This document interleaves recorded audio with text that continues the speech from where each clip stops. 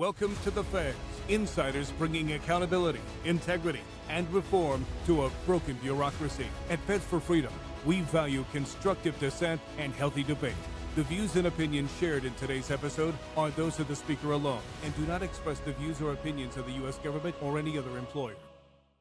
Welcome back to this week's episode of The Feds. I am Stephanie Weidel. We have a very full episode this week, speaking with 4 military service members who are currently being kicked out of the military over the flu shot. I mean, according to the Cleveland Clinic, you're 27% more likely to get the flu if you get the flu shot. These service members are actually keeping themselves and the military healthy by not getting the flu shot. But before we begin, please follow our social medias, like, comment, subscribe to, and share our podcasts, and visit our website where you can donate towards our mission at fedsforfreedom.org. Dozens of service members are currently being discharged from the military after they have declined the flu shot for medical and religious reasons. That's right, under the second Trump administration, under Hegseth's Department of Defense leadership. Now, the procedures started under the Biden administration, but they're not being halted under this current administration. Today, I am joined by Brennan Schilperoort, known as Skip, in the U.S. Air Force Mobility Command, Tony Oslin, Air Force National Guard Technical Sergeant, Chris Babscak, Arkansas Air National Guard Technical Sergeant, and Kim Bitter, a major in the U.S. Air Force Reserve. They are here with me to talk about these shocking proceedings. Thank you all so much for joining me today. It is wonderful to meet you. Thank you so much for the service to our country that you have given. Skip, I'm going to start with you. Have flu shots been mandatory for quite some time in the military, or is this a new thing? Hi, good morning, Stephanie. Thank you so much for this opportunity. Yes, flu shots have been mandated since 1945. And in the following years, they found the effectiveness of that original vaccination started to wear off. They discovered through research that the flu was changing mutagenically every year. And so after they had dropped the mandate, they did some more clinical trials and showed that if they tried to keep up with the virus, it became a little more effective. So they reinstituted that mandate in the 1950s. Absolutely unbelievable. As the audience will recall, the Cleveland Clinic study came out just recently saying that you are 27% more likely to get the flu if you have the flu shot. So it sounds like they should look again, just as they did in the 1940s, and change their policy in this time for good. Have such religious and medical accommodations been granted in the past? Yes, I've spoken with my attorney, several other attorneys, multiple chaplains, including the former installation chaplain at Air Mobility Command at Scott Air Force Base. And all of them said before the COVID-19 pandemic mandate, the religious accommodations for all vaccinations were approved in sufficient numbers to not appear to be religious discrimination. But after the pandemic mandates, that's when the DoD started cracking down, and the original 90% metric that installations would use as a benchmark for uptake before they would stop caring and stop going after service members, that effectively is now 100% compliance. Absolutely unbelievable. Would you give a little bit of your story? Sure. At the beginning of the COVID-19 mandate, the fall of 2021, I did not know that mandating the product was illegal at the time. So I went for a religious accommodation based off the aborted fetal tissue and other issues that I had with the shot. When after the injunction in 2022 for the Air Force, my commander said, "Hey, let's get you back to fly." I had not flown since the summer before. My commander said, "Let's get you back in the cockpit. We want to get you flying, but I got to know, are there any other shots or is it just the COVID shot?" And I was honest and I said, "Sir, I've done some research and my wife and I are very concerned about the moral conflicts with the flu shot. So I'm going to be giving you an accommodation for that as well." And he said, "Oh, well, I supported your accommodation for the COVID, but I can't for the flu."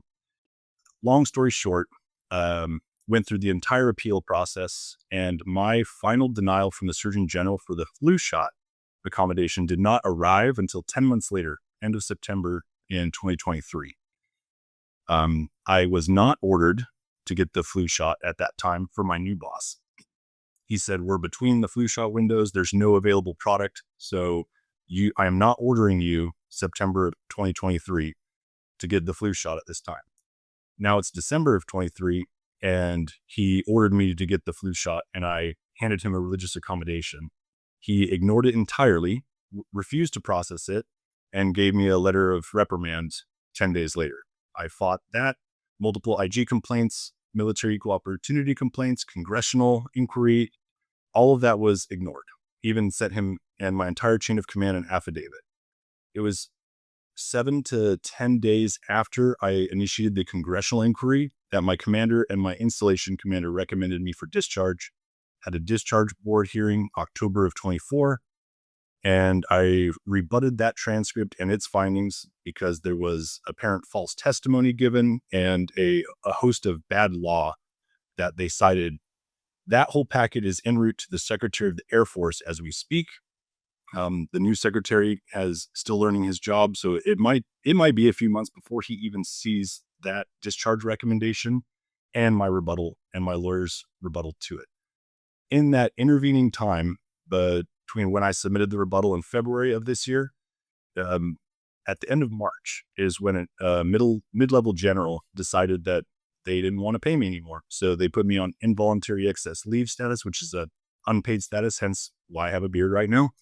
I don't go to work, but I am still part of the military because I'm not yet kicked out. So I'm not being paid. Can't separate yet. Skip, it's absolutely shocking. Another really important piece to discuss in my story specifically was that when I got the flu shot in one of the previous years, I was immediately bedridden for 3 days. And I had such a bad reaction to it. And most of the doctors I've spoken to said, yeah, that is a severe adverse reaction. You should be considered for a waiver. In 2023,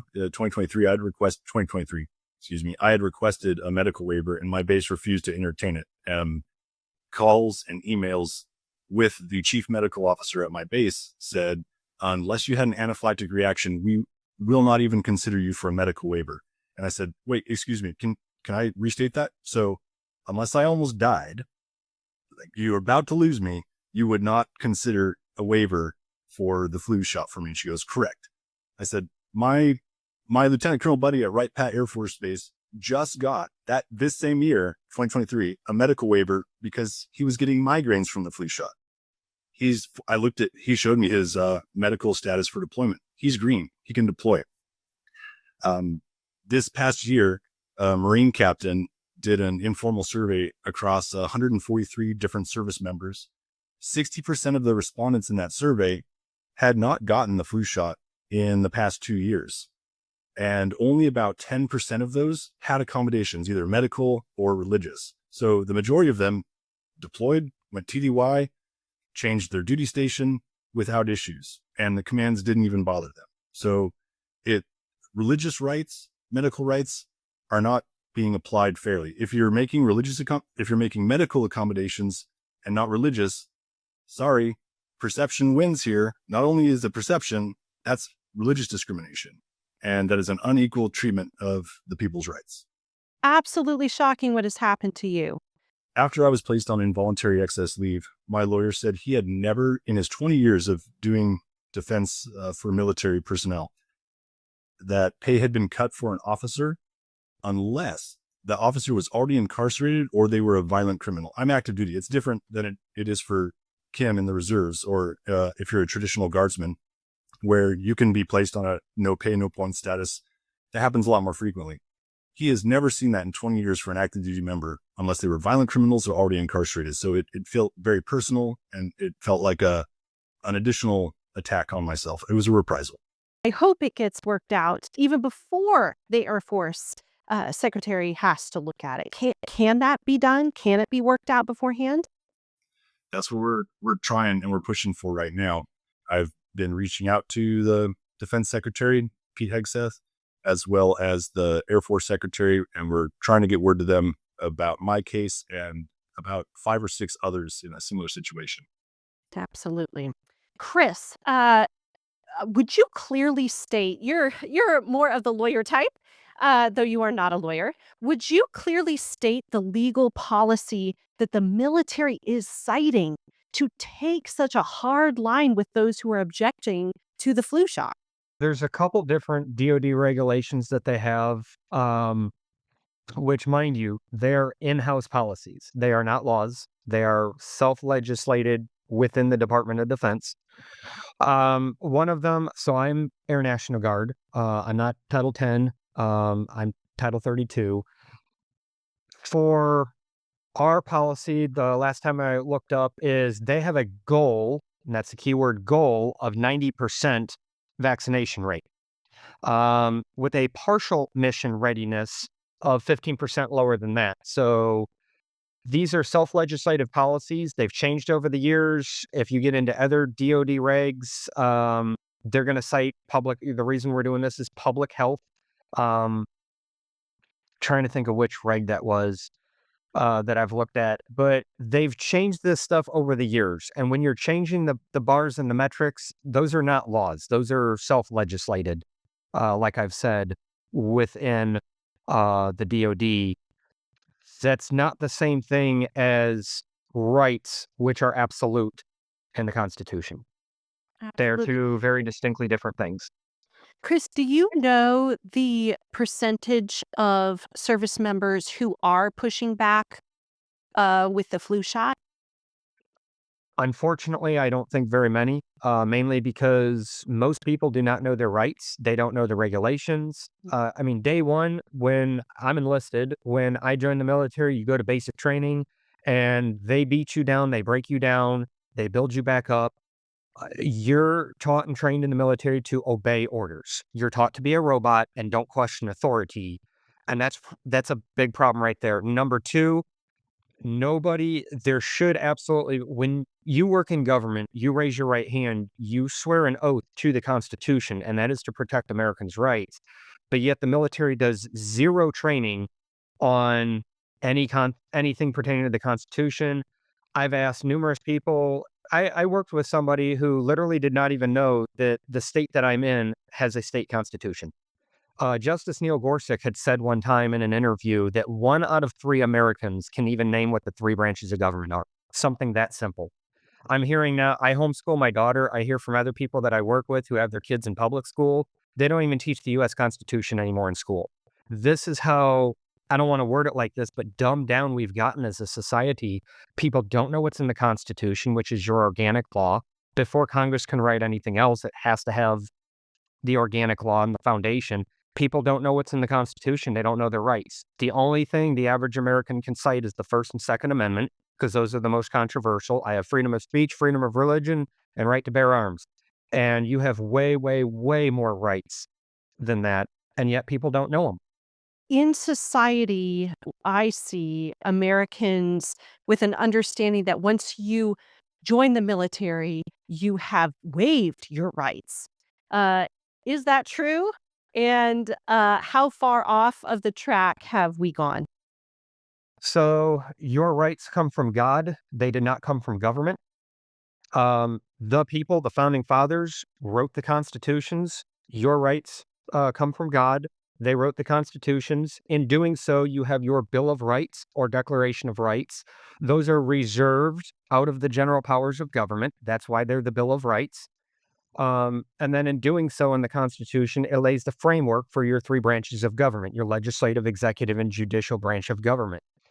In your state constitutions, it's even going to comment in there, and you need to study your state constitutions more so than the federal, because you have way more rights and liberties spelled out in your state constitutions. I know in the Arkansas Constitution where I live, the very last segment, Article 2, Section 29, it'll say this enumeration of rights are accepted out of the general powers of government, cannot be violated, and I'm paraphrasing here. I mean, it is very, very clear in the text of the Constitution that your rights are reserved and off limits for government. And that it also says in there that all laws contrary thereto shall be void. That is plain text in my Constitution.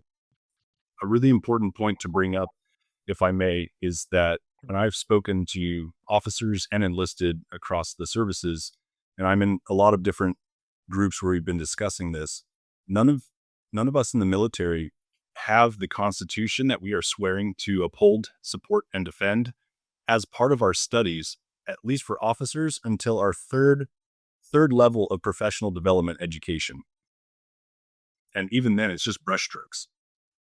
And if I could add another thing, Skip, you're absolutely right. I'm in aircraft maintenance. I had a friend of mine who was an aircraft engine guy. He ended up commissioning and becoming an officer. Him and I went to lunch not too long ago, a few months ago. And I said, hey, now that you've seen the enlisted side of things, now that you're an officer, your next level of schooling you need to do is so you can get ready to take command at some point in your future.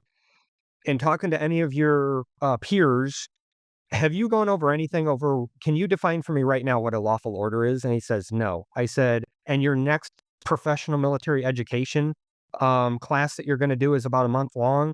I said, are they going to teach you anything in there? Because you're getting ready to become a commander. Do they go over what a lawful order is? And he says, no, it's kind of like a 1-month vacation is what he told me. So not only are we not teaching the constitutions, which you swore an oath and you are bound to uphold, on the most basic and fundamental, the only reason why anybody in government has a job is for the protection and preservation of Americans' rights. If we're not doing that, government dissolves itself. But not only do you have zero training over the constitutions that everybody swore an oath to uphold, but you have military officers being put in leadership positions and they can't even define what a lawful order is. So they're immediately, blindly and ignorantly going right to a JAG officer to say, hey, JAG, what do I do about this? What do I do about that? And they're listening to whatever the heck they say. And they could be giving you unlawful orders and they don't know. They're not even, so the military is failing them on officer training over what lawful orders are.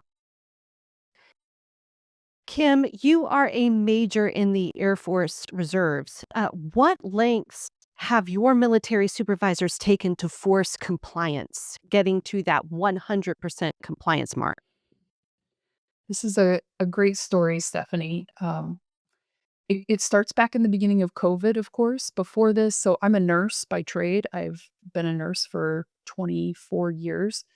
And I was very much pro-vaccine, pro-preventative health. Let's do all the right things to keep the forces healthy, to keep the public healthy. And then COVID-19 came around, and nothing that we were doing made one iota of logical medical sense. None of it. And so it hit all of my little medical spidey senses. Like, why can I not wash my hands if this is a virus? Why do I have to do all these extra things? So I really started to dive in and look at that. And initially, there was just a still small voice in my head that said, you're not to take this shot. And so I just said no. And that was it at first. And then my command came around and was asking everyone in the unit. I belonged to a very small unit at the time. Hey, who's going to take the shot? And I said, I'm not. And they said, well, why not? And at first it was just a question answer session and it was very benign. And I just said, because I'm not going to. I have a medical reason not to. I have a religious reason not to. It's just not something I'm going to comply with. And then the mandate came down and I was actually moved to a new unit because my current commander at the time, quote unquote, didn't know what to do with me. And so they moved me from the squadron level that I was in up to the next level of command, the group level. So I became an operations group executive officer. It was kind of a storage place for me because they didn't know what to do with me exactly. And they wanted me off of their books so that they didn't look bad for not complying with the orders. And when I got to that level, that's when the threats became a little more challenging to get around and a little more forceful. So my commander, I'm about 5'7", and my commander was about maybe 6'4" or 6'5", a larger man. And he came into the office one day and just started berating me about how I didn't belong in the Air Force and using his physical size to try to intimidate me into getting the vaccine. At one point, I said, I'm not going to be doing that. And he said, well, then you won't be part of the Air Force anymore and you need to turn in all of your equipment. So I had a computer that I was issued by the military that I used to do my work. And it had been out in my car. And he said, well, go get it. So I got it and I brought it inside. And he was very, very angry. And in him grabbing my computer, he ended up hitting me. And there wasn't any like, "Oh my gosh, I'm so sorry," or, what it was just he believed that he was in the right and doing the right thing, and it did not matter what extraordinary measures he had to take to get to where he was going. And I don't want it to come off like I think that he intentionally set out to hit me that day. I don't believe that's true. But I also don't believe he should have come at me in that kind of anger with that frustration. He's my commander. He's supposed to hold himself to a higher standard than I hold myself. And I hold myself to a higher standard than the people that serve below me. And so it was shocking to me. He ended up taking me into another room with a bunch of enlisted people. And because I said I wanted a hand receipt, which is ridiculous, but I said I wanted a hand receipt to prove that I had turned my computer back in. I was obviously having some trust issues with the military at that moment. And he took me into to a room with a bunch of enlisted people and was demanding a hand receipt while he continued berating me and telling me he was going to have me escorted off base by base security and I wasn't allowed to be there anymore. And to the point where once he left, the enlisted folks were like, is that possible? Can he do that? And we had to have a long talk about how no, that's part of what was making him angry. That was just one of my commanders. I've had 4 commanders throughout this whole thing. So after COVID, even after the mandates, like Skip mentioned earlier, after the mandate had got an injunction and they couldn't push forward with that anymore, there were these kind of shadow policies put in place that it's not a direct order, it's not a direct it's nothing in writing, but it's this like, let's go after the people. And so all of these shadow policies come up, and those are very, very hard to prove, right? It's very hard to say, well, because of this shadow policy, I'm now being punished for this other thing. But when I came back to the military, so I was put unlawfully on what we call no pay, no points in the reserves, meaning I can't earn retirement points and I'm not being paid for my service. But like Skip is in this situation now, active duty wise, I still belong to the military, but I'm not being paid. I'm not earning points. I'm just kind of sitting around waiting for them to decide what to do next. There's a process for that that wasn't followed. So I was unlawfully put on no pay, no points. And then I came back after the injunction. And when I came back in, then they started looking for anything else that they could serve me with or catch me on or enforce so that they could be showing, quote, a pattern of bad behavior. And that was in 2022. I believe that piece started when I came back in. And they said, will you be getting the flu shot? And I said, no, actually, I've done a lot of research based on what happened during COVID and all the weird things that were mandated. And I'm never going to get a vaccine again. Now, mind you, at that point, I'd been probably 3 years without a flu shot, and I had never been healthier in my life. I worked as a nurse on the floor with COVID patients, with very ill humans that were on ventilators and had fluids coming out of everywhere, and yet I never got sick. My counterparts who were fully vaccinated, up to date on everything, were consistently calling off work, but I was never sick. And so I said, no, I'm not getting a flu shot. In fact, I will never get a vaccine again.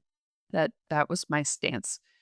And so I was put again on no pay, no points. I went almost a whole year being off. And then the third commander called me and said, why are you AWOL? And I was like, whoa, what? You told me to stop coming to work. I just did what you asked me to do.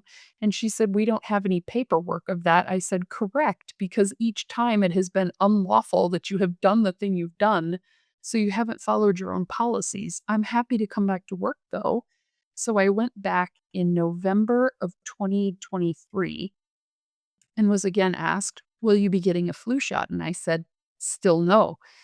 And then the fourth commander took over in January and essentially told the third commander that she just wasn't forceful enough with me.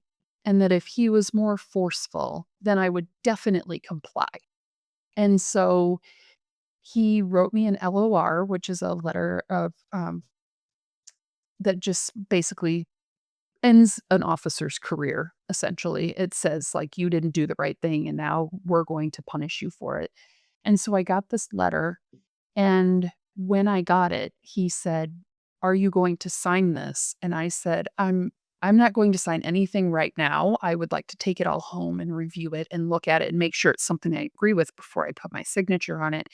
And he literally started pounding on the desk and came over the top of his desk and was shouting that I was not to leave the office until I signed this paperwork, the order for the flu shot, the order for this tetanus shot or the typhoid shot, and the LOR that I had received. And I asked him at that time if I was being detained, because there's a whole different set of rules that go into effect if you're being detained. And I said, am I being detained? And he said, well, of course you're not being detained. And so I said, well, then I will execute my free will to walk out of this office. And I left because I think we all needed a break. And I told him that. I think we just need to take a break and come back at this. I walked out. I was gone for maybe 10 or 15 minutes. He called me back in the office and he said, you will sign this paperwork. And I said, I won't. You won't compel me to do that.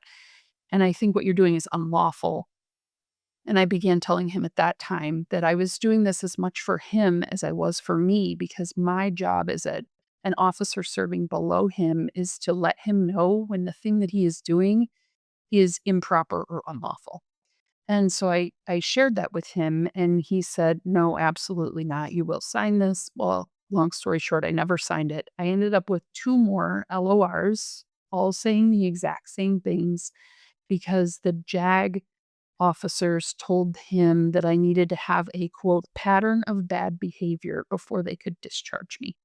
So every one of my things has said the same thing, just like Chris and Skip, and I believe Tony's done this as well. I served my commander with an affidavit, which essentially outlines, these are my constitutional rights. Please show me the authority that you have to violate these rights for me. And if you don't respond, then what I'm saying is true. He has never responded and has in fact just kind of mocked that. So that's what leads me to where we are today. I've been recommended for discharge and I meet that board in July. Ah, have other supervisors handled objections to the flu shot in a different way? Is Yes. this truly retaliation from that line of commanders? Yes. So I know of many people that have told stories of, yeah, I just didn't get a flu shot. And me, to some extent, I just didn't get a flu shot for like 3 years and nobody really said anything about it. And now it's suddenly become the hill to die on. I know people are saying, oh yeah, I've deployed without my flu shot. My commander hasn't made a big deal about it. So it is somewhat up to their discretion, how much they want to put into that. And the other thing, looking back on like shadow policies, there are regulations written, as Chris mentioned before. And one of those things that it says in there is that each accommodation will have an individual consideration. So you have to look at each individual's circumstances. And since the COVID vaccine started, the mandate started, that has simply not been the case. Like Skip brought up earlier, it used to be that those were considered and vetted at an appropriate level and decided, is this mission critical or not? And we all moved on with our lives. Yes. Since that started, this individual consideration has gone by the wayside, and it's just a blanket way to start showing, quote, that pattern of bad behavior. I mean, for example, we have a member that we know of, and this is not the first time I've heard this, but she filed a an accommodation for shots. And the last line in her MFR, the memorandum for record that came back denying her the right to a religious accommodation, it talks about a beard waiver, a beard like Skip has on his face, to a female who asked for a religious accommodation for a vaccine. So, was that an individual consideration if we suddenly start talking about men's hygiene practices at the end of a female's religious accommodation? I'm doubtful. I mean, there's hundreds of examples, people that have received MFRs to the wrong name or having the wrong situation mentioned. It goes on and on. There's no more individual consideration. I had the wrong name in at least one of my paperworks received. Yeah. Totally different person. Oh my. Well, Tony has an interesting story to tell about people being uh, deployed without flu shots. He has a very interesting take on that. So, Tony, as far as you know, are those being retaliated against not for not taking the flu shot the same ones who have refused the COVID shot? Thank you, first of all, for having me on. And the people that are being deployed without flu shots, for instance, my supervisor, he has a medical waiver. He's still in the unit. He has deployed with me a couple different times, and he has went solo on a couple deployments by himself, and he is allergic to the flu shot, so he has never taken the flu shot. I put in for the RAR for the religious accommodation request during COVID, and up until that point, I had taken the flu shot every year. But at that point, I did research like everybody else here, and then I realized that there are waivers out there. I didn't even know there was a waiver, just other than the medical one. So I got to look in the regs and found out that there was an administrative waiver, and that's where the religious one would fall under. And I'm a deacon in my church, been very involved with the church since we moved home, whenever I got out of active duty. And, I don't drink, don't smoke. I live a Christian lifestyle. I'm saved. I, try to live my life for the Lord. So I started changing my diet 10 and 15 years ago, and I started watching what I put into my body and all like that. And so I'm in a very good physical condition as far as meeting the Air Force standard on the PT test. I make a 90 every year, and I'm on no medications. I'm 53 years old. I do not have any kind of medical issue as of right now. So I felt like that, I didn't need this medicine, and I did the research on it. And I started looking into vaccine. I took the religious accommodation route. During COVID, I actually was given blood. They tested our blood for antibodies for COVID and said that we had the COVID antibodies. So I turned that in, and, they were like, no, you still got to take the COVID shot. A medical personnel, or the doctor up there was saying that. And I said, but I have the antibodies already, And she said, yeah, but you don't have these antibodies. I said, so the man-made antibodies are better than the natural antibodies that my body made? She said, yes. But anyway, so I knew there was some sort of agenda there. So I started looking into all the different shots, and I put in an RAR for all immunizations. Well, right before the COVID mandate got rescinded, they came down and said that they changed the policy and you cannot do an RAR for all immunizations. You got to do them individually. So I started doing them individually. First one was the flu shot, and I used my supervisor an example, and how it's discrimination, it's unlawful, and I sent affidavits because each one you get denied, and then you have to do a rebuttal and all like that. So in each piece of paperwork that I have submitted, I've talked about the unconstitutionality of it and how it's not a lawful order. It is my duty to not follow a unlawful order, to only follow lawful orders. And no one can tell me that it's a lawful order. No one's been able to prove that. Them just saying that it does not prove that it's a lawful order, or does not make it a lawful order. And they use this thing called compelling government interest and everything. Well, the only definition that I've been able to find of compelling government interest is in the Air Force religious reg, because that's where they want to use that to justify their denial of the RARs for immunizations. And it states in the DOD a military requirement that is essential to accomplishing of the military mission.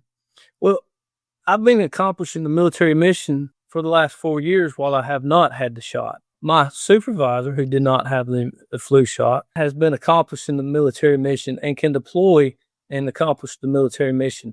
When I got slated to deploy, and it was May of 23, this was after rescinding of the COVID shot and after I'd already submitted the flu shot, RAR. Then I got selected to deploy. Over 2 volunteers that had decided that they wanted to deploy. And so what they were doing, because in that reg, it states that when they're considering the RARs, they also have to consider how many RARs have been submitted to make their decision. But anyway, I felt like they were trying to build a case because they kept saying that if you don't deploy, if you don't take the shot, it can make you undeployable.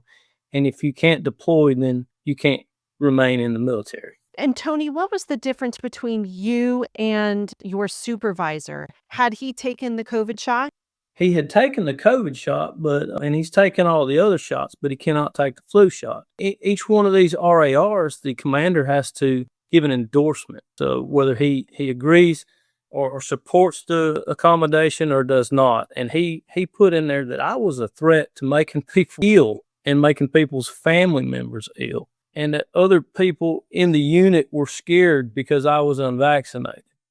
But yet my supervisor, who is around these people also, is not a threat. So make that make sense. But they were, when you deploy, they want you to take a flu shot annually, of course, and they want you to get a tetanus shot every 10 years. But they want you to take an anthrax, a typhoid, and then location specific would be a yellow fever or meningococcal shot vaccine. So they want you to take these vaccines every time you deploy. And well, my thing is if it's a vaccine, then it should be good one time. I shouldn't have to take a flu shot every year.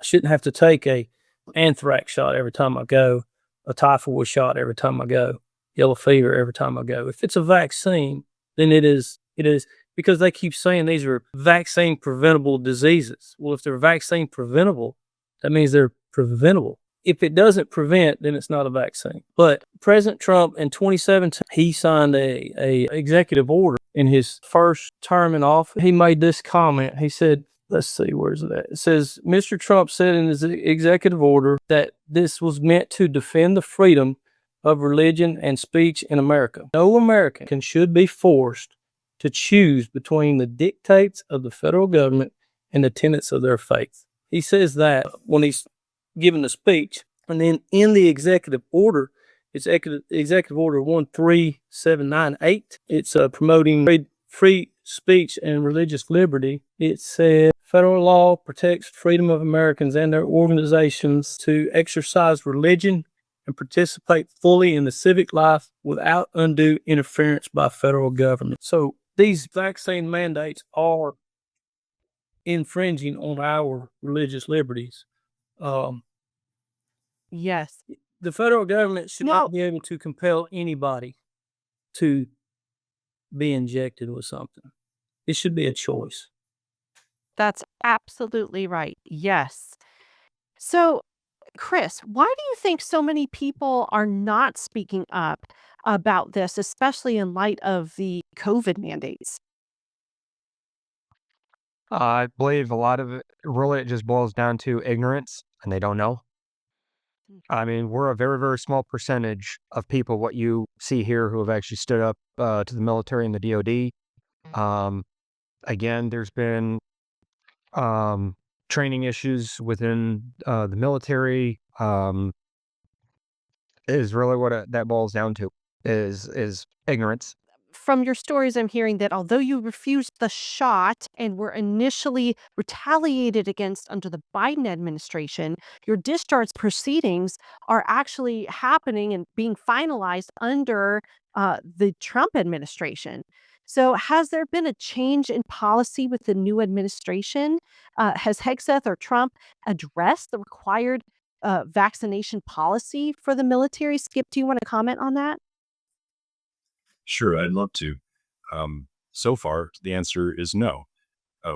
Many of us are aware of conversations that have been had in the Pentagon, at the Secretary of Defense and the military branch levels, but we have not seen a change in policy on that. I know our Health and Human Service Secretary, Honorable Kennedy, has talked about the flu shot specifically and how it is not effective. And we are very aware that the conversation is being had to potentially get rid of the flu shot. There were even doctors at Walter Reed that said that they believed the flu shot was going away for the military.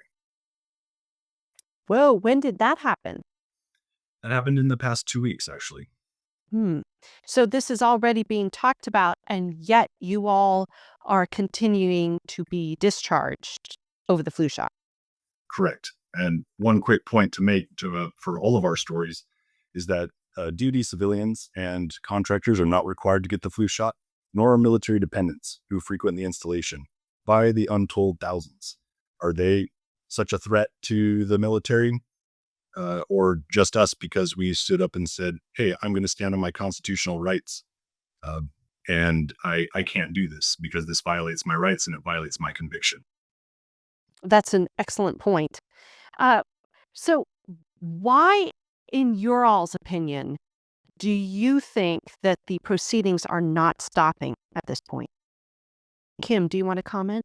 Yeah, I think that high-level policies and discussions are being had, but the trickle-down effect is not reaching us yet. So I think it maybe is a little bit twofold. I don't want to get too much into politics. It's not really my thing. I don't care that much. But I think part of it is that policies are being made at a higher level and they're not reaching down into the people that are being impacted yet. And then I also think that there are some people down in the levels where we're working in the trenches, if you will, that will continue to actively deny that a higher level policy has been written for their own reasons. Maybe pride, maybe political thinking, I'm not sure, but I think there are people that will continue to go with this as long as they possibly can. And personally, I believe my commander is one of those people that is so full of pride that it won't matter what is said at a high level. He will continue to push this until he is actively physically stopped. Do you think, too, that the policy has not been clearly stated? I mean, in a conversation I had with Tony before, I asked, and I will ask again, I will ask all of you, what do you think will fix this? And Tony responded. Tony, do you want to respond right now? What do you think will fix this? I believe that you need to do away with the compulsory vaccination program. In 1986, when President Reagan signed the Vaccine Protection Act, or whatever it was called, where it gave immunity to all the vaccine companies,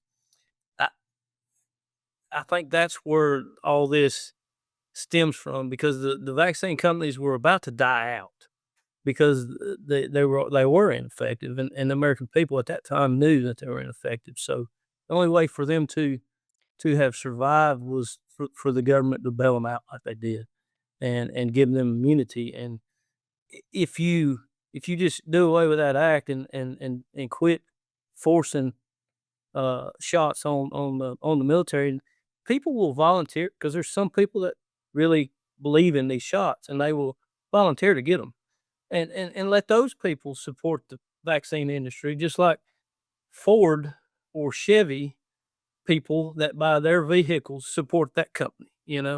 Let's let the government just worry about running the government and protecting the rights of the people like they're supposed to, and not start interfering with the rights of the people. To have a specific policy stating we're not going to force anyone to get these shots anymore. Do you think that clear statement will then change the way that the supervisors are handling this? Because at that point, I mean, that is a direct order, correct? That they cannot that they cannot go against. Kim, you're smiling at me. And Chris, I know we're going to get to you. Kim, do you want to respond first?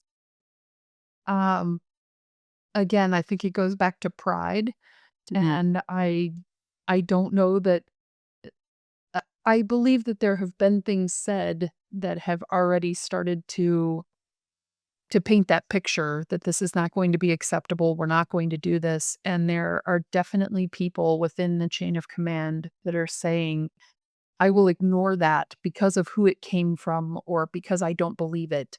And so they're stuck. Ultimately, I think the root cause is pride. They're stuck in their prideful ways of I'm going to be right about this, and it doesn't matter what comes along that proves me wrong. I will continue to do this thing. So I think it would go a long way to helping us, as Chris and Skip have both mentioned, and Tony too, in proving in the court system that what's going on is improper and proving to maybe the court of public opinion, the society that what we're doing is not right.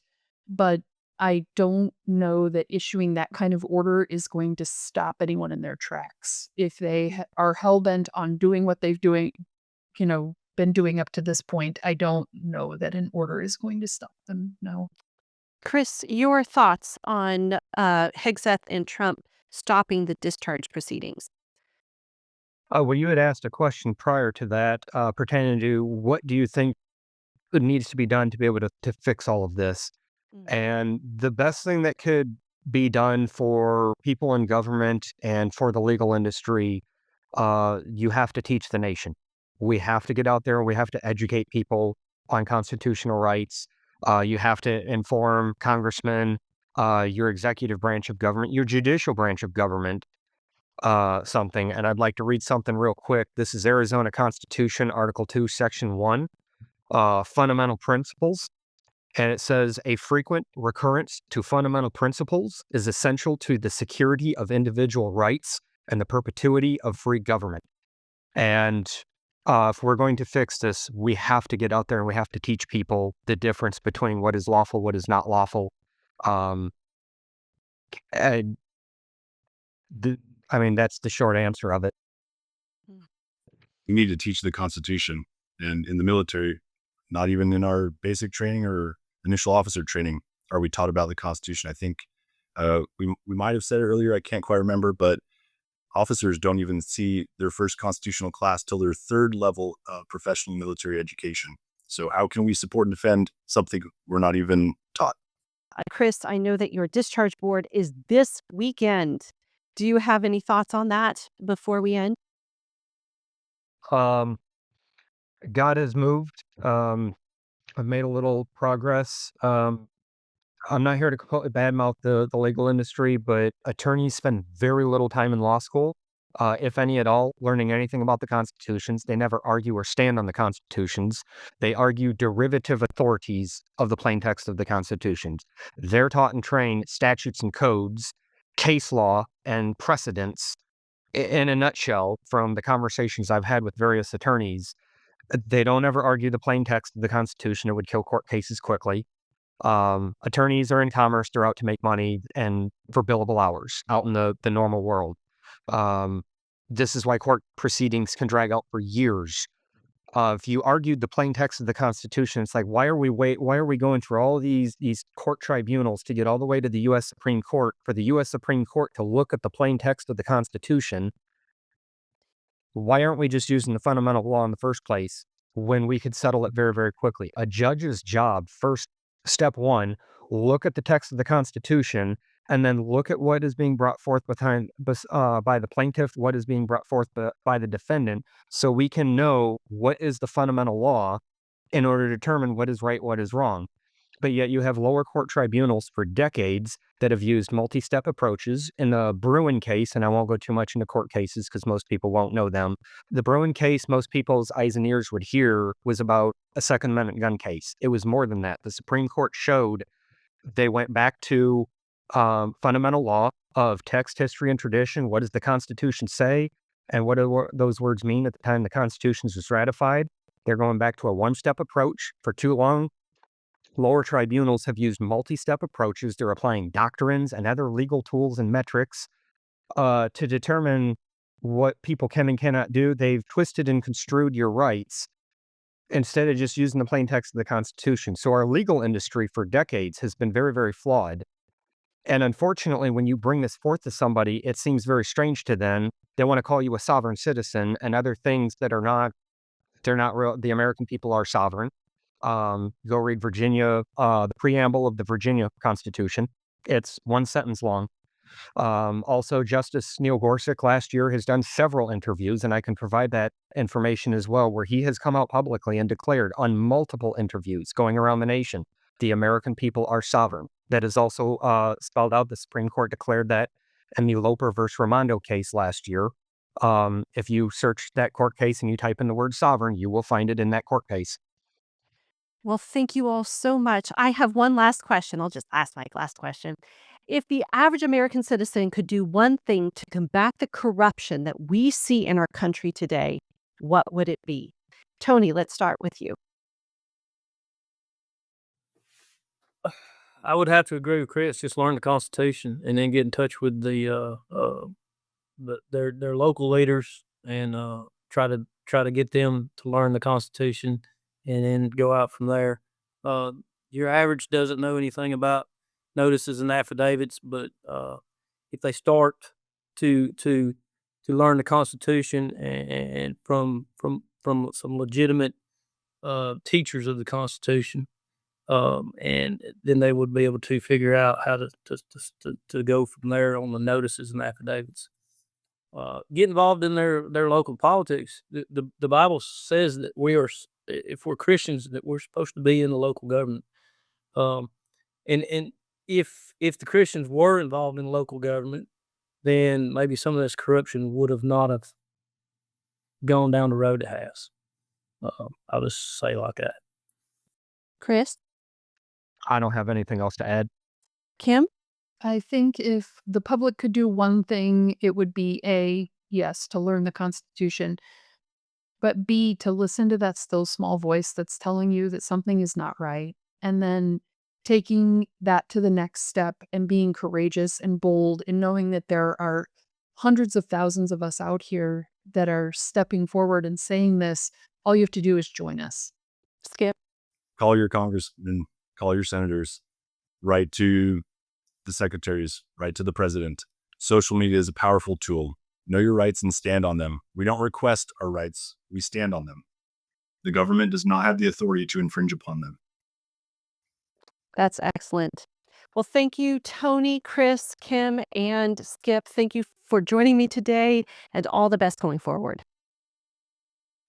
Thank you so much. Pleasure. Thank you.